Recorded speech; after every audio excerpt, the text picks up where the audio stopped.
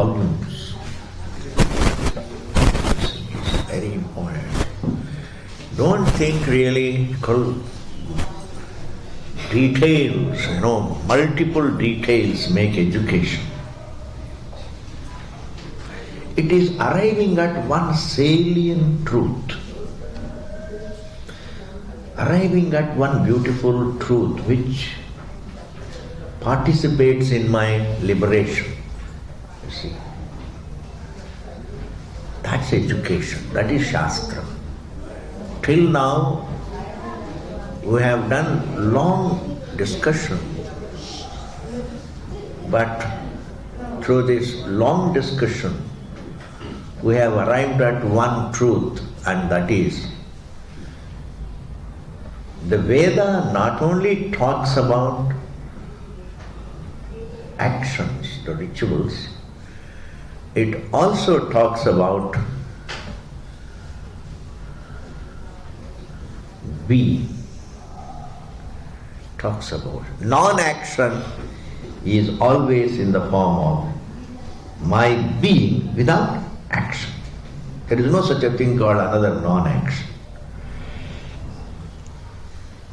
One is action. The non-action means my existence without action. That is called being. One is karma, the other is atma. Karma is doing, atma is being. How this long discussion helps you to arrive? It's because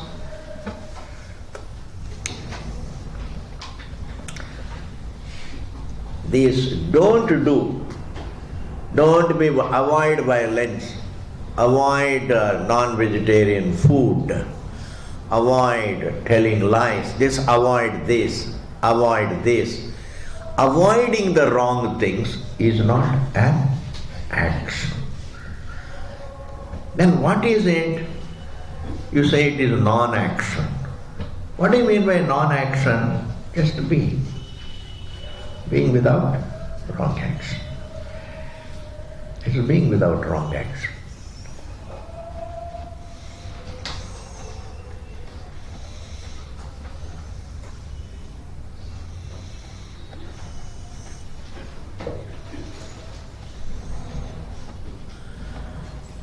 Otherwise, how do you explain the wrong action? Avoiding wrong action means what? What is the result of? When you avoid wrong action, what is the experience? It is a being without wrong action. Just to be, that is the final result. It is being without. It is being peaceful, that's all. The result of avoiding a wrong action is being peaceful, nothing else. Nothing else.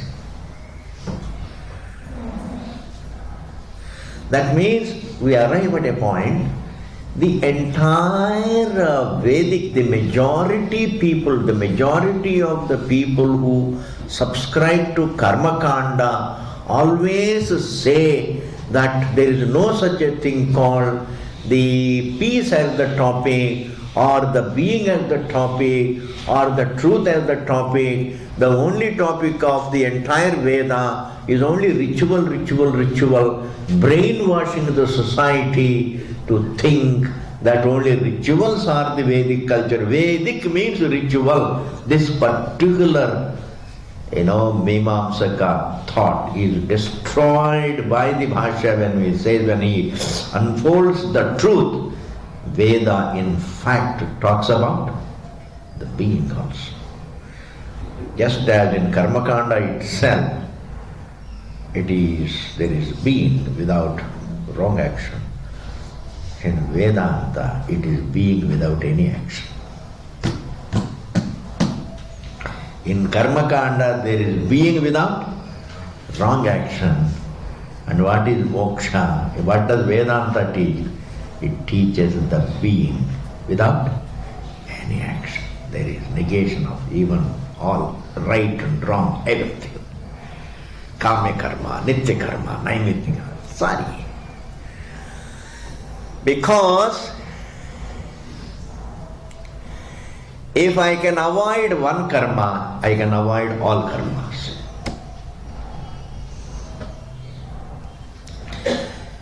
If one karma has a laya, then all other karmas also have a laya, as in Sushupti. In deep sleep state, all karmas have a laya. Your very kartritvam has a laya.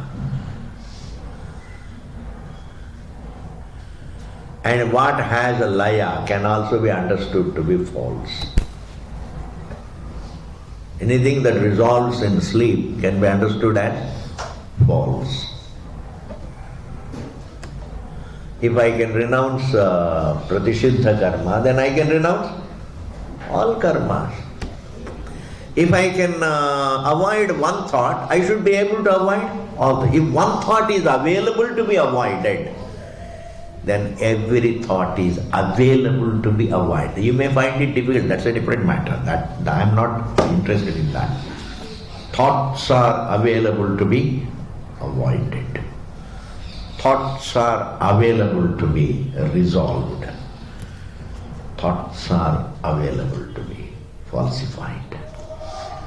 Avoid laya, nivritti, laya, badha.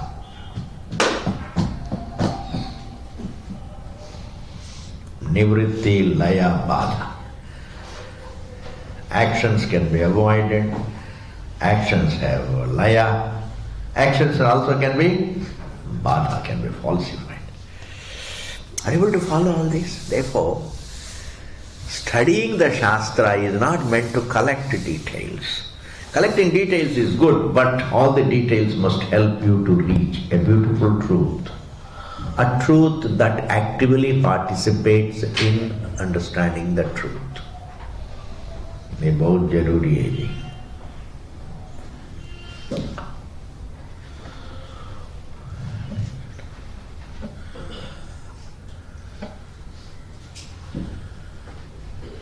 You see? And that truth is that Veda talks not only of the rituals, it also talks about the peacefulness of the being, the actionlessness of the being, our actionlessness, our peacefulness. I think this word peacefulness is more communicative than actionlessness. The moment when people hear the word actionlessness, they think, doing nothing. That is called actionlessness. That is not actionlessness. That is laziness. That is not actionlessness. You say anything, Maya will force them to misinterpret it. Yeah, Maya, I tell you, is so good at surviving. Maya will mislead you to even if God says something, Maya will say, "Isko aisa samjho." Bas. Isko aisa samjho. Supposing Bhagavan says actionlessness is freedom, and Maya says, "Isko samjhne ka tarike hai ki kuch na karo wahi hai." Then again Bhagavan has to take avatar and say, कुछ ना करना actionless नहीं है, आत्मा को समझना actionlessness, peacefulness. And when Bhagavan takes avatar and comes up with the teaching, and Maya comes more actively to make people misunderstand that also.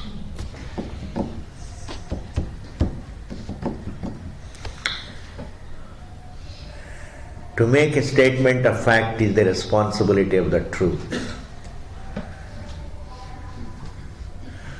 But it is also Jiva's responsibility to understand it correctly. When it comes to the senses, I have to only use them. But when it comes to Vedanta, I should not only use them, but understand it. There is an extra, a vakyam needs to be understood. Senses need to be only opened. People can easily say, Swamiji, you say Chakshu is a pramana, I open the eyes, I get the knowledge, I open the Vakya, I hear the Vakya, I don't get the knowledge, say here there is something to be understood. They are ajnata jnapakas. This is a corrective statement.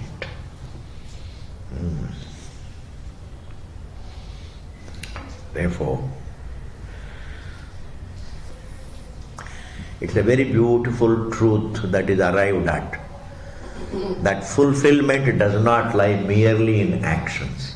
Fulfillment, in fact, never lies in actions. Fulfillment lies in coming back to yourself. I don't mind saying that. Fulfillment lies in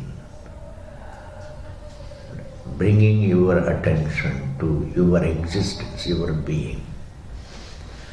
You don't have to worry about the beautiful nature of the self, that it is unlimited and it is timeless, etc. All its nature will become all right. You will come to know what it is. But be aware of your existence as the subject. My identity is not the body, but the subject of the body. No object feels me. I am.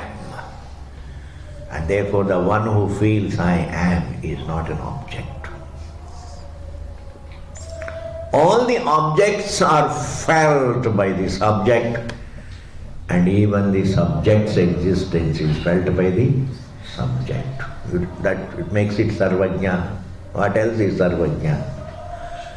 That which knows the rest and itself. That which is aware of its own existence plus the existence of the rest of the creation is sarvajna. What else is left out? If you are aware of the subject, you are aware of yourself, plus aware of the presence of the objects, plus aware of their absence, then is there anything excluded, left out?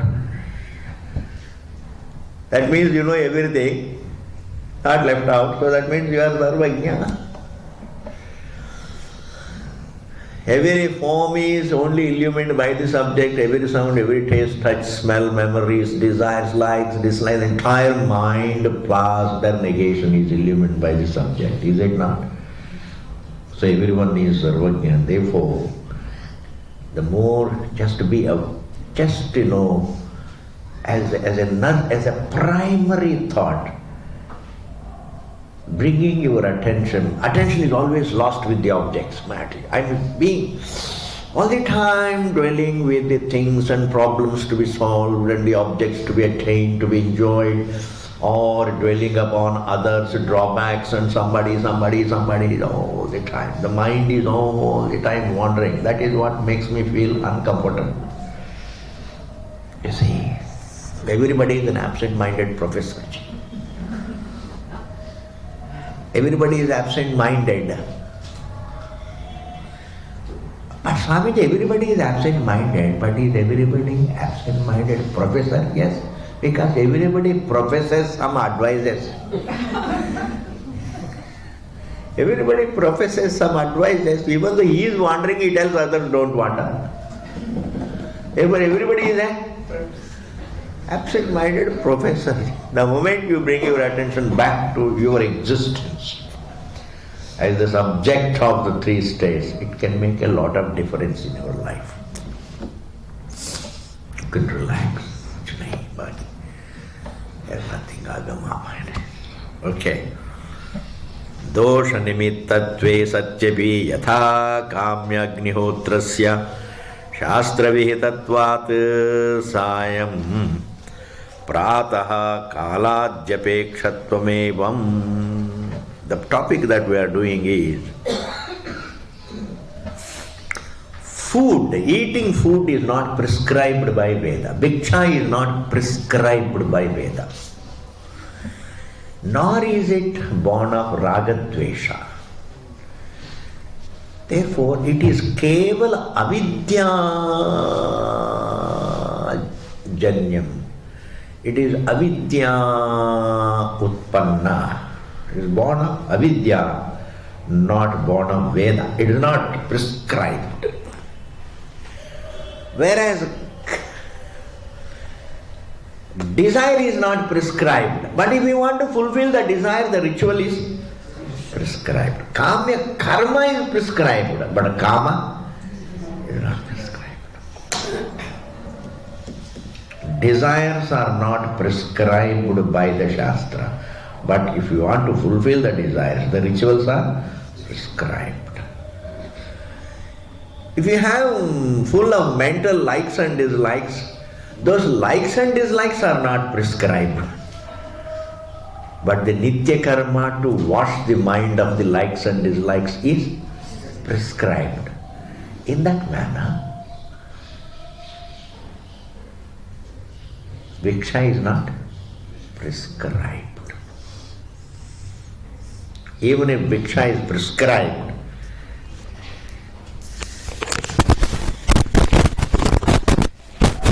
it is not an action to be done. To eat. Bhojan, food. One is eating food is not prescribed. Listen to this very well. Eating food, you must eat food is not prescribed. Because that is, everybody knows it. But it does say you must live on Viksha. That Shastra says. What does that mean? That is also not an action. Live on Viksha means don't accumulate. Avoid accumulation. Because that will take your time. It is a niyama vidhi. It is not a kriya vidhi. It is an injunction for avoiding. It is not an injunction for doing. Live on Viksha means don't accumulate. Sangraha mat karo.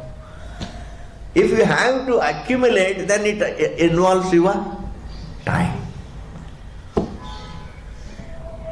Therefore, there is no kriya.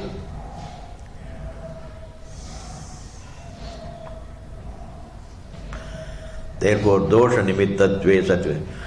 And desires can go up and down. There is no desires can sometimes desires are cannot be regulated. They just happen. Today you get one desire, tomorrow you get another desire. You can't streamline desires. You can't streamline impulses. You can't streamline. You can't create order in them. Can you create order in your impulses? ऐसा कुछ नहीं. They are in fact free from order. मनमर्जी हो जाते. They just happen. Desires just happen. Impulses just happen. Sometimes hunger also happens. And you can take it. In fact, you eat whenever you feel hungry. That's it. But when it comes to Nitya Karma, it is prescribed by Veda, and it is not only Nitya Karma is prescribed, the timings are prescribed. You know, desires are not prescribed, but Kamya Karma is prescribed. Whenever the Veda prescribes, it prescribes the timings. Then a lot of things are prescribed. Then what is to be used, the things to be used in the ritual are prescribed. The priests are prescribed, the mantras are prescribed, and the timings are prescribed. Similarly, Nitya Karma as a daily ritual, Vaidika ritual, kind of some prayers. It's a Nitya Karma is something that is prescribed by Veda. The morning, evening iti prescribed. That's a time is prescribed. It's a karma. There is an order about it. And right at this context, if you do it Nitya Karma by the Vaidika method, then the timings are followed. Supposing Bhagavan Krishna says, this Vaidika Paddhati people can't follow, therefore he taught everybody Karma Yoga. There is no time. Bhagavan Krishna's meharbani ye hai ki he liberated Nitya Karma from that particular the do's and don'ts. He says, do every duty as a prayer to God for mental purity. It becomes what? Nitya karma.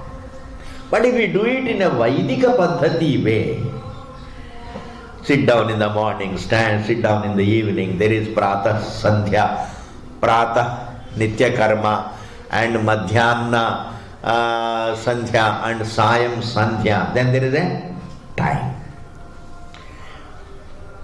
But if a person says, I am not interested in all that, then I do everything as a prayer, and then it becomes what? Nitya Karma. That is okay, that's different. But otherwise, Nitya Karma as prescribed by Veda it follows certain timing. So it is a prescribed. Not only that, even Karma Yoga as a means to mental purity, please understand, it is prescribed that the duties done, everything done as a prayer cleanses your mind is a Vedic prescription. That prayer alone can cleanse the mind, nothing else is a prescription. And supposing a person has got already mental purity, he is past that prayer. He is free from that thought. That means a person who is Atmajnani, he is not only free from Pratishiddha karma, he is also free from Kamya karma, he is also free from Nitya karma, he is free from all karmas. Why? Because Pratishiddha karma is done only when I have impulses, Kamya karma is done when I have desires, Nitya karma is done by me when I have mental impurities. Supposing I don't have all this, my mind is pure, then I don't need any of them. I am free from all the karmas. Therefore, here, last, catch this. Therefore, hey Purvapakshi, for you to say that karma is sacrosanct till the end is wrong. Karma can be, you can go past karma. Not that karma goes past you. Karma can't go past you, but you can go past. Karma is not the destination. Karma is a milestone, you go past it. Karma is a milestone, we go past it. Destination is freedom from karma. Destination is understanding oneself. Therefore, hey Purvapakshi, don't say that the destination is karma and karma phala. Destination is not karma and karma. Akarma is the destination. Understanding the akarta atma is the destination. Then the Purvapakshi said, all right sir, you can renounce Pratishiddha karma, all right, you can renounce Kamya karma, all right, but you can't renounce Nitya karma. Why not? If I have mental purity, then I don't need Nitya karma, I don't need karma yoga. Karma yoga is prescribed, Nitya karma is prescribed for mental purity. Supposing you are all right, you have a very peaceful mind then. Do you require karma yoga? Do you require Kamya karma? Do you require what we call Nitya karma? Do you require karma yoga? No. You don't have to. Sometimes when we need it, we don't do it. When we don't need it, do you think you do it? Then you need to go for your morning walk, it is so difficult. 2 elephants have to come to pull you out of the Rajai.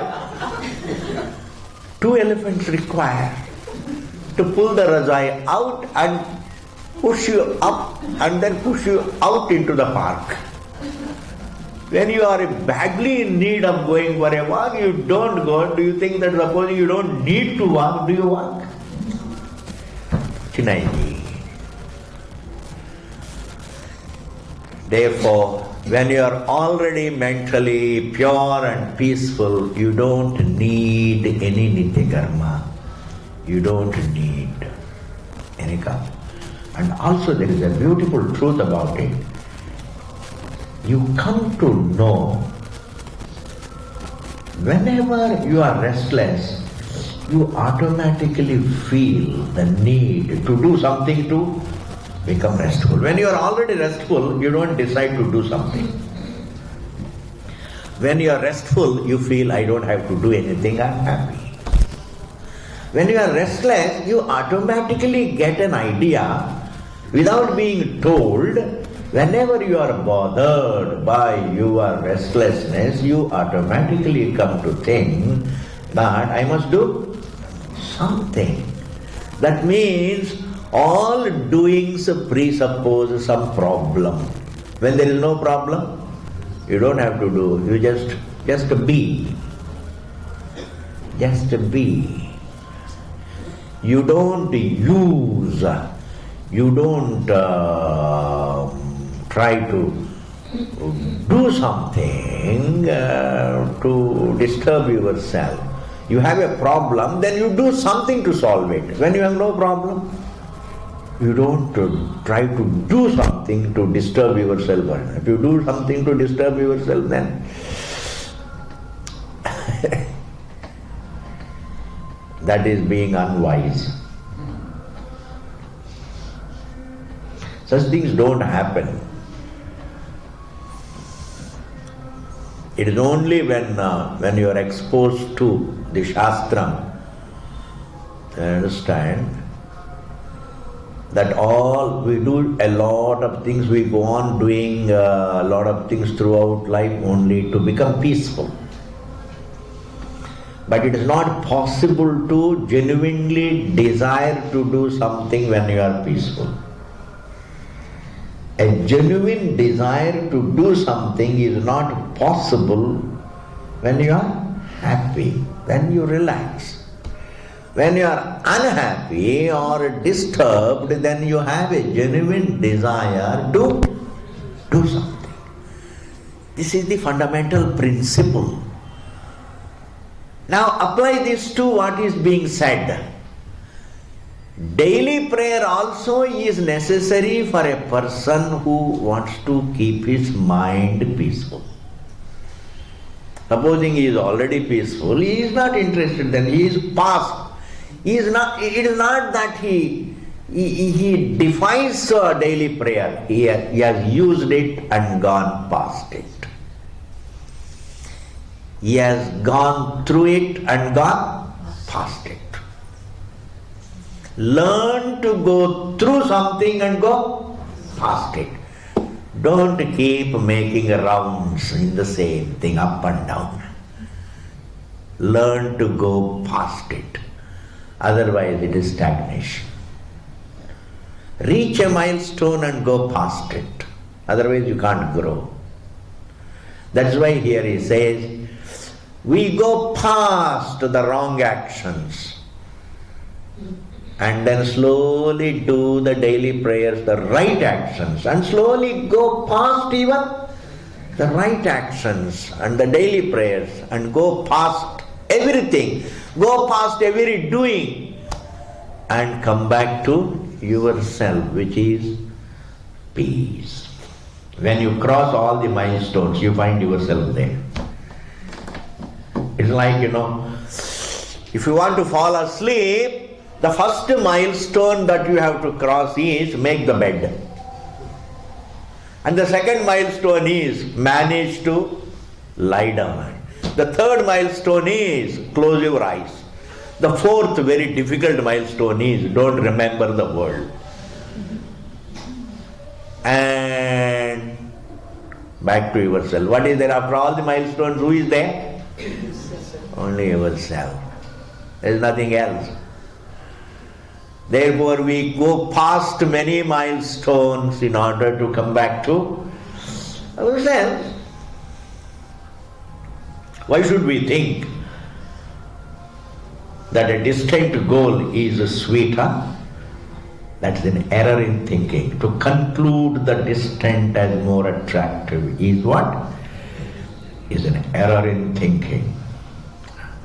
And if I follow it, I am going to be punished. My own errors can punish me. Yes. And therefore the sweetest is yourself. Therefore here he says, fulfillment does not lie in doing an action. Doing an action is necessary in life. Do it and go past it. Do it and go past it. Do it and go past it. Do it and go past it. And ultimately come back to yourself. You are the destination. Making money perhaps is a milestone.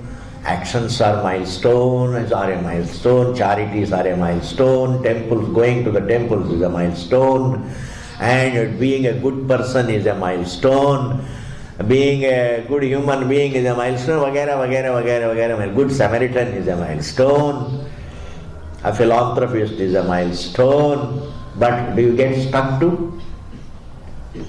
Milestone.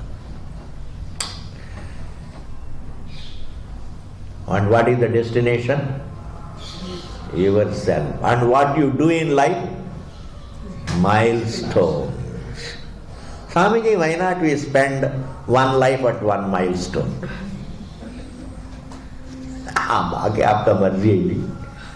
If you so wish to spend the whole life at one milestone, so it be. हम क्या कर सकते हैं? But that's a very wrong decision made by the educated. The educated must keep moving.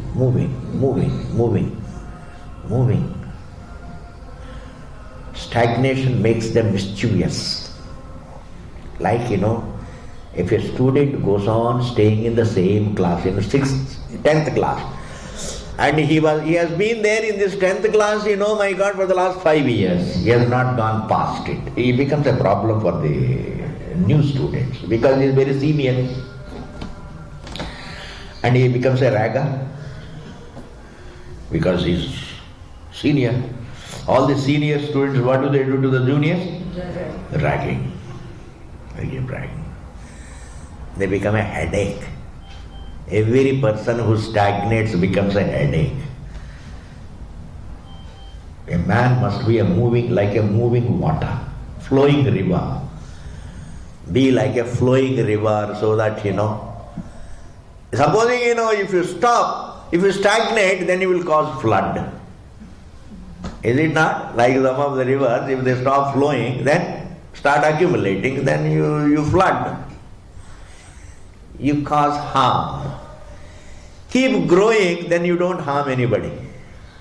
Stop growing, then only violence comes out of non-growth, I am telling you. Only violence comes out of a non-growth. If you keep moving, keep growing, and therefore here, Veda not only tells you to do karma, it tells you go past it. Teaches you rituals, but also tells you go past them. See them and go past them. See them and go past them. See them and go past them. At the end you find only yourself. But you are not a milestone. You are the destination. And all that you do is a milestone. Ho gaya ji, this point.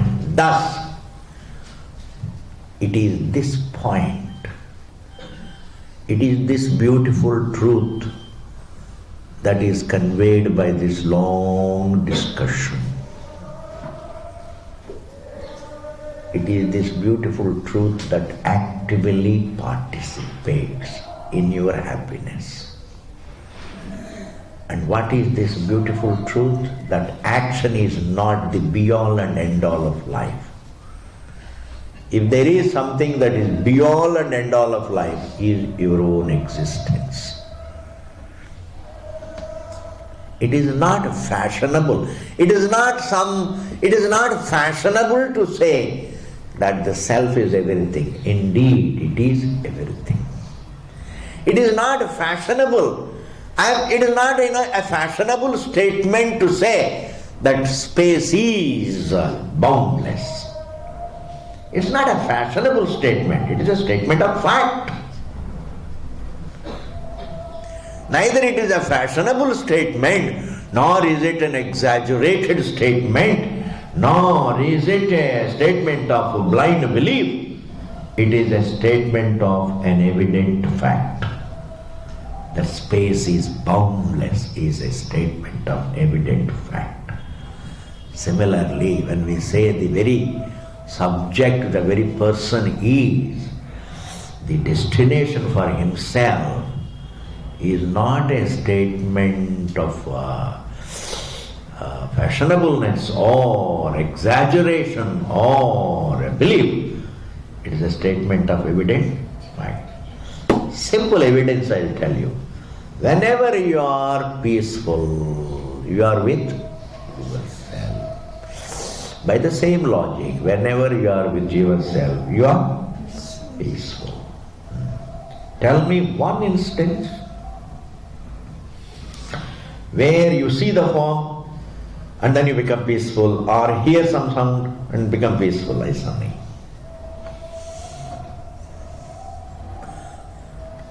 In God's creation, there is no such a detail called peace. Please understand this. There are forms, all right. God's creation abounds in forms and sounds and tastes and touches and smells. But it doesn't abound in peace. If there were peace, then God would have given a sense organ to see it. You see, there are forms and we have eyes. Is it not? There are sounds and we have ears. Like that, for every sense object, we have got a sense organ. And if there were peace, God would have given a sense organ. अब तो कुछ नहीं है. God's creation doesn't have a detail called peace. Peace is the nature of God, not God's creation. Peace is the nature of the subject, not the object. Object is the creation. Subject is not a creation, it is the source, yes. And therefore, it's not something, आजकल है ना, ये महात्मा लोगों को कुछ काम होता नहीं है. ये महात्मा लोगों को कुछ काम होता नहीं है, घर बार छोड़ देते हैं. तो फिर बस यही बताते रहते हैं, the happiness is within you. It is a spiritual fashion. It is a spiritual fashion to say that your destination is yourself, your happiness is within you, and that the peace is within you. This within is what is called the spiritual fashion. ये महात्मा लोग है ना, if the peace is within, why do they go to America then? स्वयं America जाते हैं. भारत के लोगों को बोलते हैं it is within you, and they stop them from going to America, and themselves स्वयं चले जाते हैं. ये सारी नहीं सोचना जी. It is indeed true. It is the only thing that is not a bluff is this. Your destination is yourself is the only thing that is true. The rest is all bluff. Haji. Are you able to follow? The rest is all bluff. Certain bluffs are simpler, some are exaggerated, but they're all bluffs. There are bluffs of multiple colors, bluffs of multiple shades, the whole creation, variety of bluffs. And what we want is indeed the vision about, the correct vision about ourselves is the only truth. Thus Veda not only talks about the right actions to be done, it also tells us to go past even every action to come back to yourself. Don't glorify mere actions. I say, if your actions can be so glorious, from whom it comes must be much more glorious. Is it not? If the book written by an author is so beautiful, then definitely the author must be much more beautiful, because no writer can write all that he knows. He can only write only a little. If the book he has written is so beautiful, the person definitely must be very beautiful. If the Veda is so beautiful, then the author of the Veda, Parameshwara, must be much more beautiful. Truth must be much more beautiful than what is written. And therefore,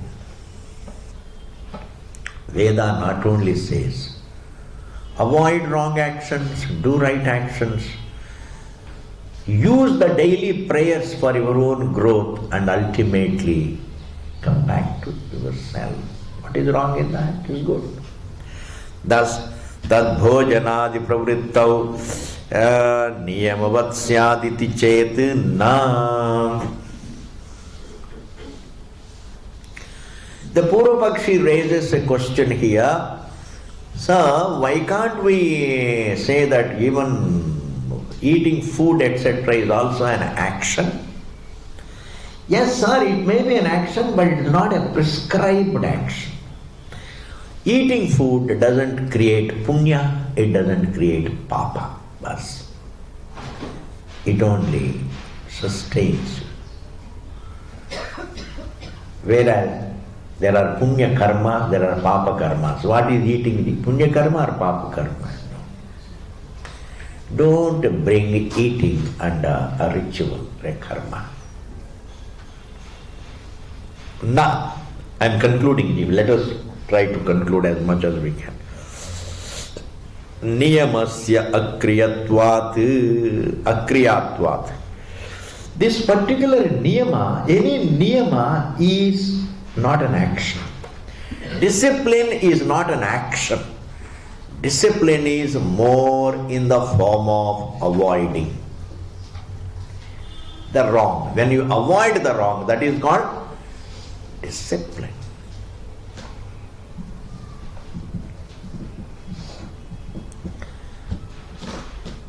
Avoid the temptation for the wrong, that is discipline. That is called a niyama. We don't know about the English word discipline, when say they include, avoiding also is a part of discipline, doing also is a part of discipline, but in Sanskrit, niyama means only avoiding. This is very important.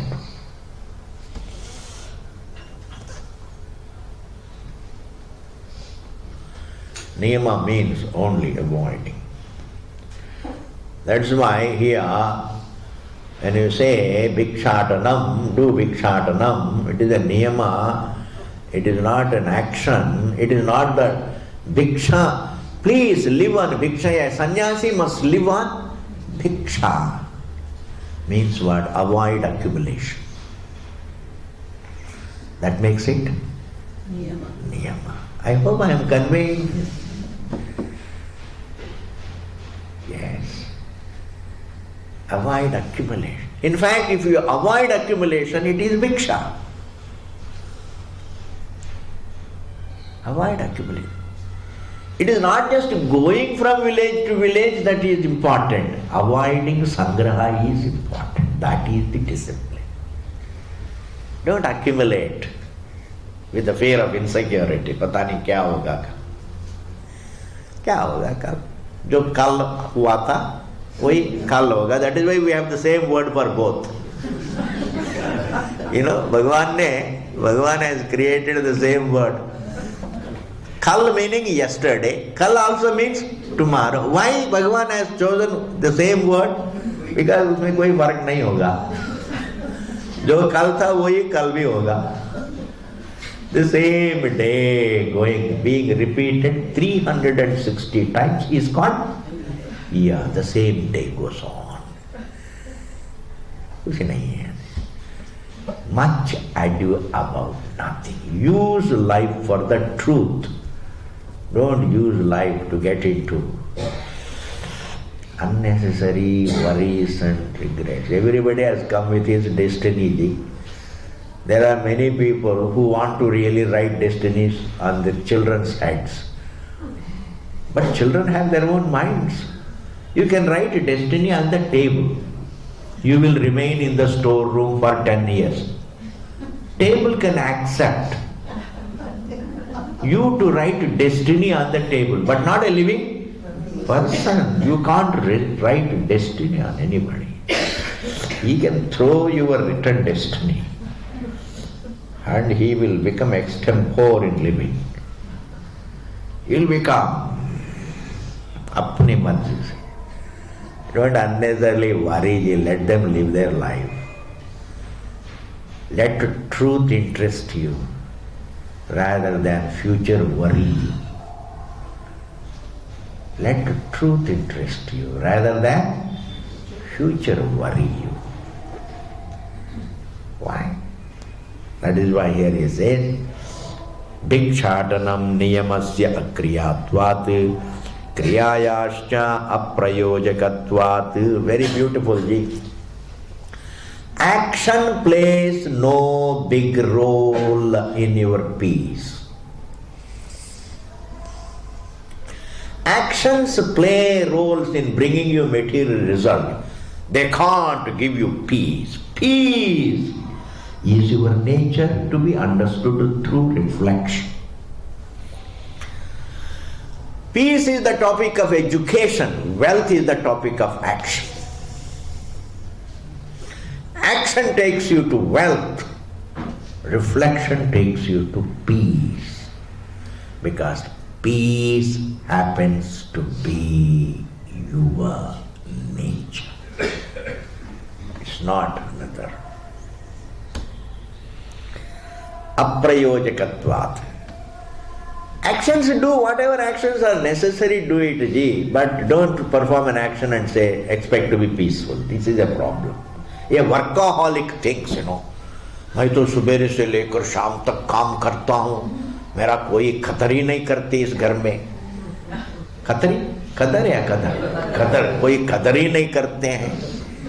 हमारा कोई कदर ही नहीं करते हैं. सुबह जाता हूँ, रात को आता हूँ, मेरा कोई कदर ही नहीं करते इस घर. That means what? All your actions ultimately lead to some kind of bitterness. You see? Actions can bring you wealth, but actions without reflection can also cause bitterness. Why? Wrong expectation. Wrong expectation. Therefore, actions can build up your material wealth. Reflection can build yours, can help you own your own nature, discover your own peaceful nature. We need material wealth, we need spiritual education. Spiritual is different from mystical. Mystical is not a part of Vedic culture. Only spirit. Religion is a part of Vedic culture. Prayer is a part of Vedic culture. And self-knowledge, self-education is a part of Vedic culture. Mystical is all in the human beings, Mischief-born cults are called mystical. Mischief-born cults. Yeah, that is all mysticism. You wear, you go to a cremation ground and eat half dead, half burnt body. It came on TV a few days ago. Some people, and if you eat it, then you get powers. What powers? You'll fall sick. You will fall sick. Half burnt body, you eat. Just to tell the world, he is working for some tantra. This word tantra is misleading the society. There is no such a thing called tantra, please. There is only sanity and insanity. There is no tantra. Prayer doesn't come under tantra. Prayer is beautiful, it is sanity. Prayer is different. Tantra means, you bury an egg in your neighbor's compound so that, it will become something, an evil, and it will destroy. What is all this thinking? What is all this thinking? Do we require that? Killing the neighbor's children, is it our Is it our primary need? Is it our need? I say everybody has a right to live, that's it. Everybody has a right to be happy. You have no right to take anybody's life. Because you don't want anybody to take your life. Therefore you should not take anybody's life. You don't want your money to be grabbed by anybody. Therefore you should not also grab anybody's money. Simple wisdom is simple common sense. That's all Vedic culture. Vedic culture talks only about sanity and common sense. Reasoning. Every word drips with common sense, sanity and reasoning. Truth is the topic. Therefore here, perform actions, but please understand, they are the answer. Nasavo jnanasya pavadakaraha. Wrong actions can contradict your, can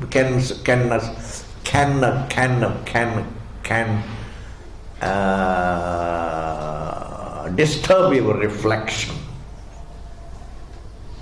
If you want to sit quiet and reflect, your wrong actions can disturb your reflection.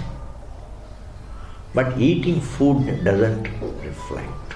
It doesn't disturb. You don't have to renounce what doesn't disturb you.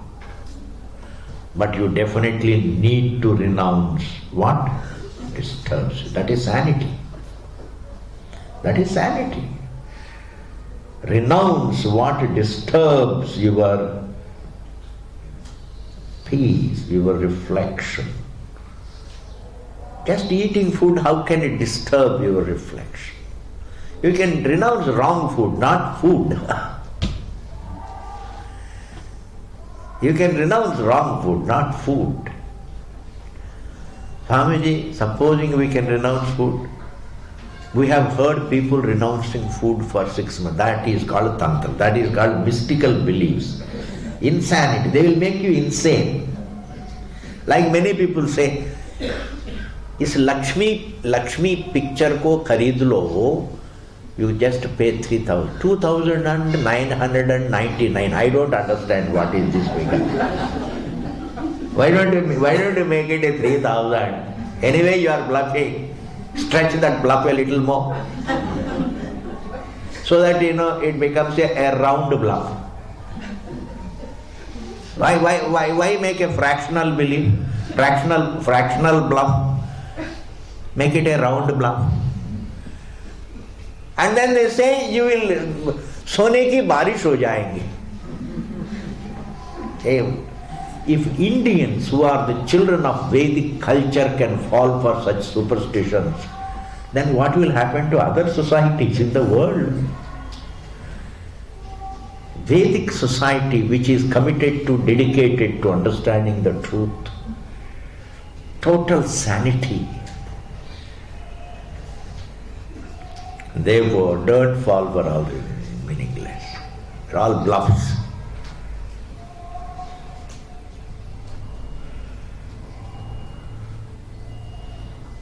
Bluffs in golden package. You understand, They're all golden.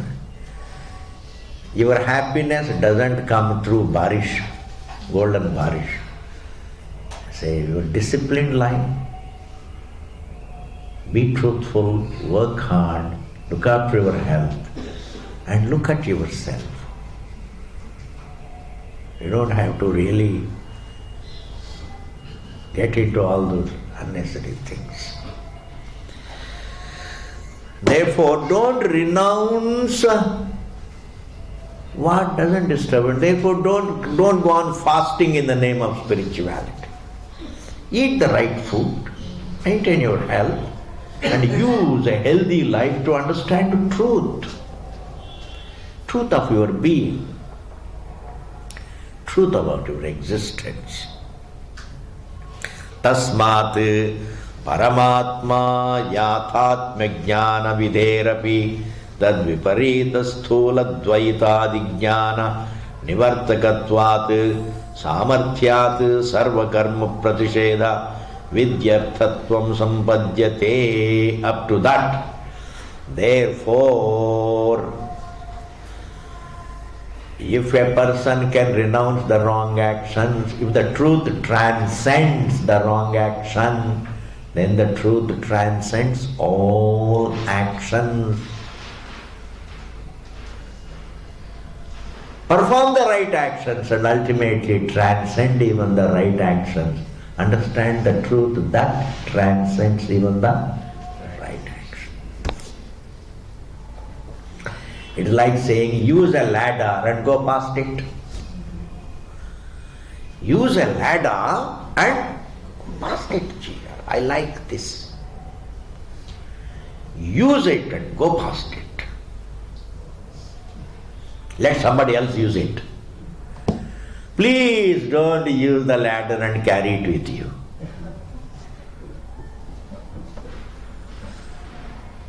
Use the ladder, go past it, let somebody else use it. No, I don't want others to use it. It should be only meant for me. This is the problem. This is the problem. We don't want to. I want to be the sole beneficiary. I don't want others to be the beneficiaries. Headache. Therefore, tad viparita sthula dvaita vijnana dvaitadi jnana nivartakatvat samarthyat sar. Now, this particular line means, I am concluding, let us finish it today. You know, if truth can transcend the wrong pratishiddha karma, truth transcends the entire dvaitam. Because all actions are within the realm of dvaitam.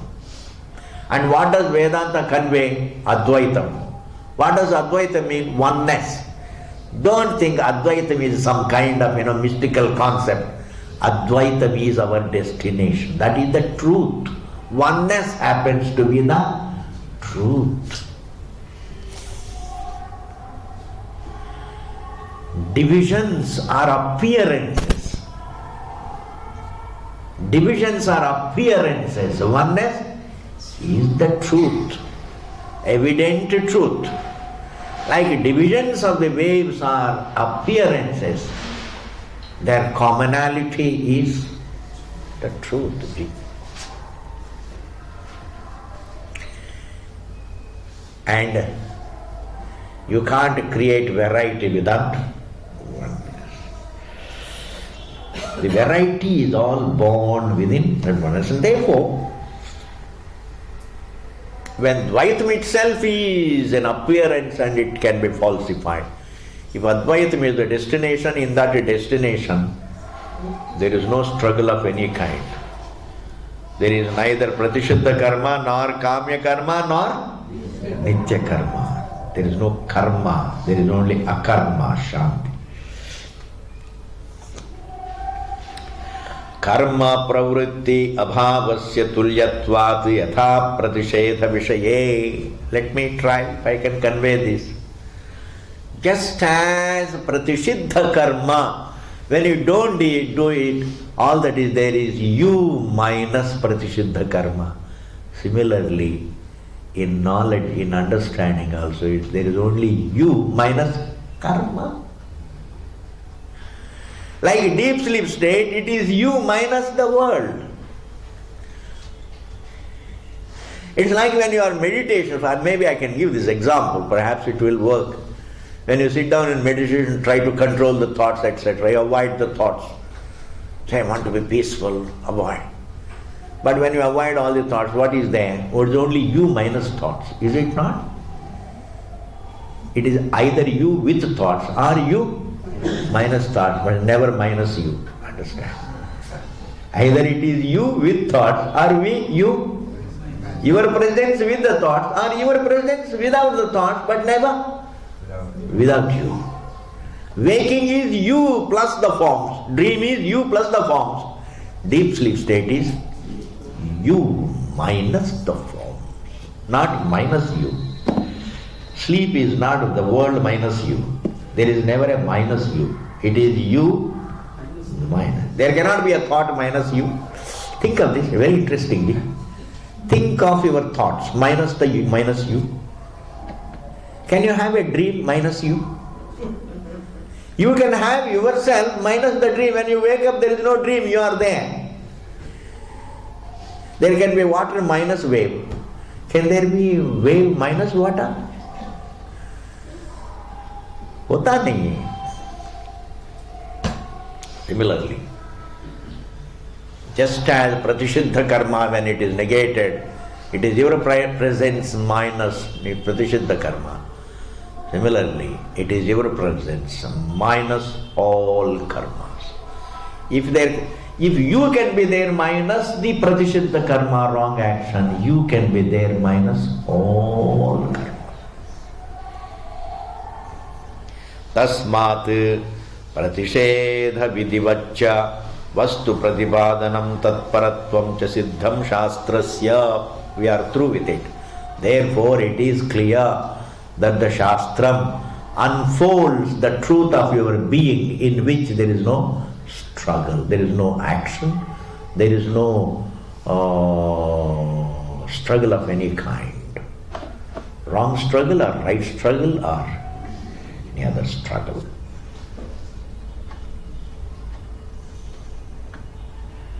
Like sound doesn't qualify silence. Sound doesn't qualify silence.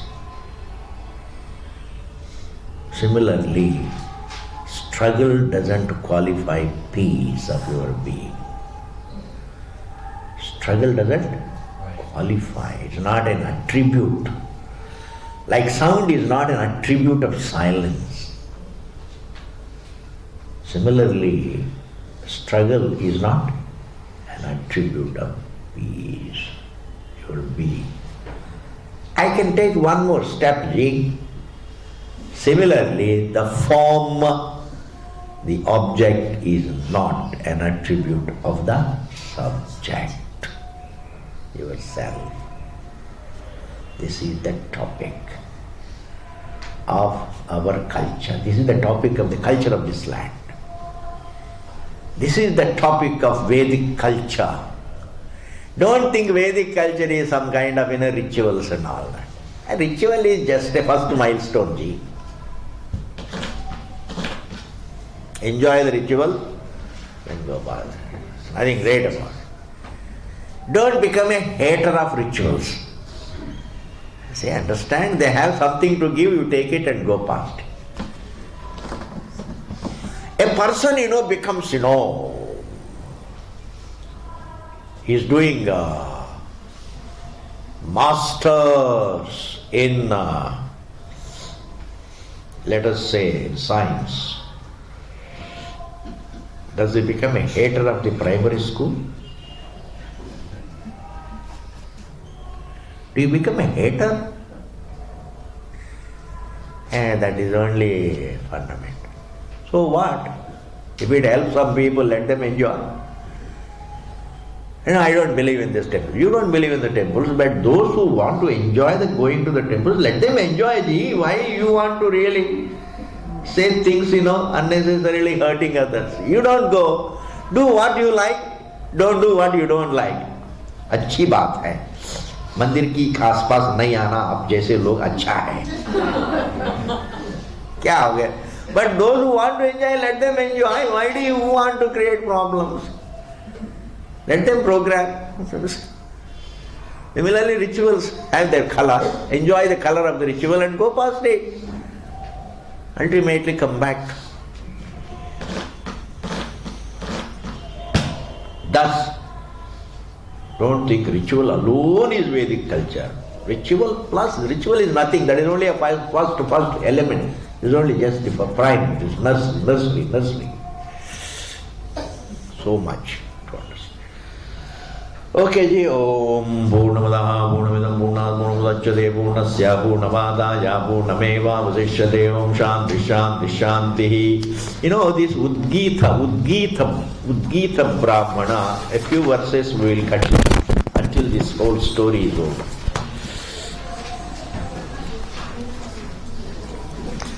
Coming verses also we'll see. Maybe we may not see the bhashyam, just see the verses. Let us see wherever it is required.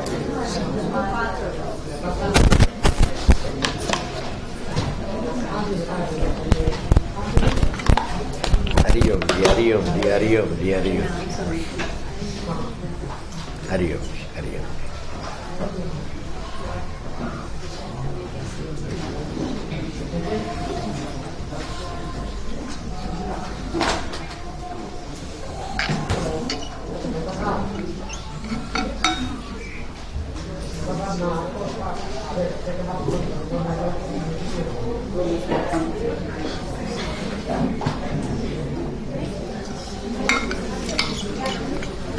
Hari Om, Hari Om.